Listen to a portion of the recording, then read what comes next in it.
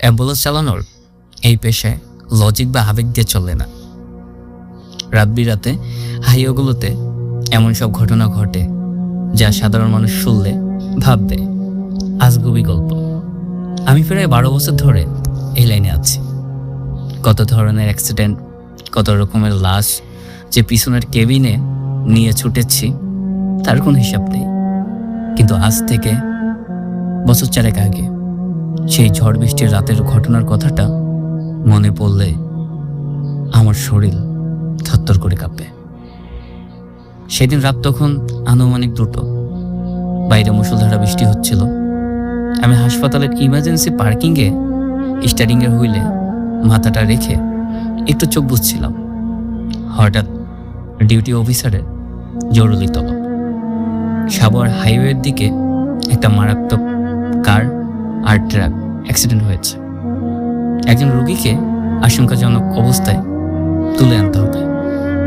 আমার পিছনের কেবিনে গেলেন হাসপাতালের নতুন স্টাফ ডাক্তার সাব্বির সাহেব। ছেলেটা একদম নতুন, এই প্রথম তার নাইট ডিউটি।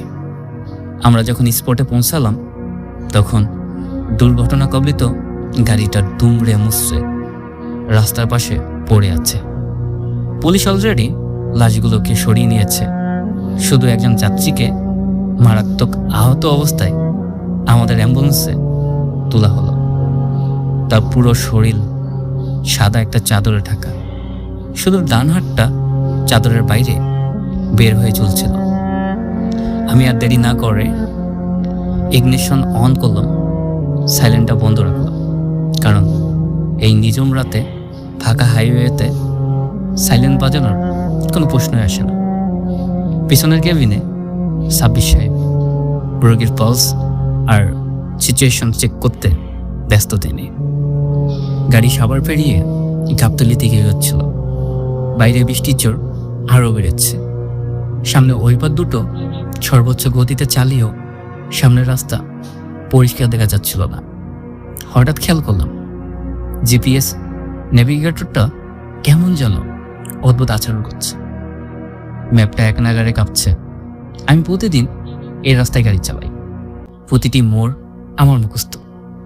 কিন্তু একটু পরেই আবিষ্কার করলাম আমি হাইওয়ে ছেড়ে সম্পূর্ণ অচেনা পিচঢালা একটা সরু রাস্তায় উঠে পড়েছি।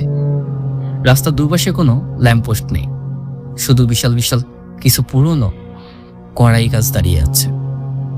আমার খটকা লাগলো, আমি এত পুরনো ড্রাইভার হয়ে ভুল রুটে কিভাবে ঢুকলাম।